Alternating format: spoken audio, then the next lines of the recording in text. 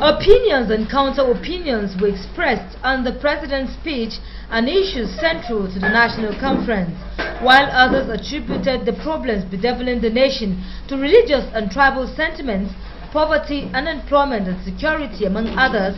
Others called for practical ways of addressing these lingering problems. This conference must not only identify, this conference must propose practical ways, to quote Mr. President, of overcoming these impediments. The threat of massive unemployment, the tragedy of poverty, the disgrace of corruption, the menace of violent crimes, the paralysis of sheer ignorance, the paucity of infrastructure, the rigidity of the superstructure which has been imposed on us, which we must re-engineer. Distinguished delegates, we have a historic opportunity. Prosperity will not save us. We must keep religious sentiment aside and tribal sentiment so that we can have a great nation, that everywhere we go, we will be proud that we are Nigerians. Corruption of the mind, corruption of the body has brought us where we are. Some of us here have been beneficiary of the military, have made policy on the military, and yet are saying that the military have failed us. With due respect, you have failed us. When you are bringing out your facts, please do your recheck. The military incursion into Nigerian politics is not the problem that we are facing today. Those facts have been half-truths in them. Let us tell the younger generation what happened. There are so many people in this great country that do not have a sense of belonging.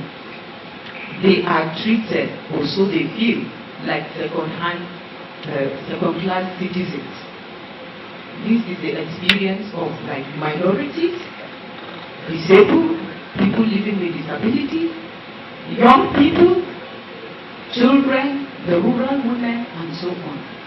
What we must do is to ensure that we discuss in such a way that these people will not continue to feel that way. President National Association of Nigerian Students, Comrade Yinka Gbadebo, decried the nonchalant attitude of government towards meeting the demands of Polytechnic and College of Education lecturers. It is very pathetic and sympathetic that we are sitting down here comfortably, not knowing that maybe at any time Nigerian students in their droves, in their mass and their millions can stop this place to embarrass all of us out of this place, because nobody has discussed the issue that has direct bearings on the lives of an average Nigerian student till now. I want to say categorically that 90% of all of us are seated here, 90% of us never experienced strike actions in our days. Maybe that is why we feel comfortable sitting here without discussing those issues. I don't mean to insult anybody. Kyota Giwa, a delegate under civil society organization, describes security as the greatest challenge of the country, which must be addressed as a matter of urgency. The issue of insecurity that has been said in this gathering, it's the strongest challenge in this country, and there can be no meaningful development if we have no peace. The incessant killing in the north especially is becoming quite worrisome, and I think that as a nation we should do something before the situation gets out of hand. Day in, day out, people are being sacked out of their community. The number of internally displaced persons are increasing by the day. And yet, this is happening in a country that do not have measures in place to deal with issues of social security. Deliberations on the president's speech continues on Monday next week.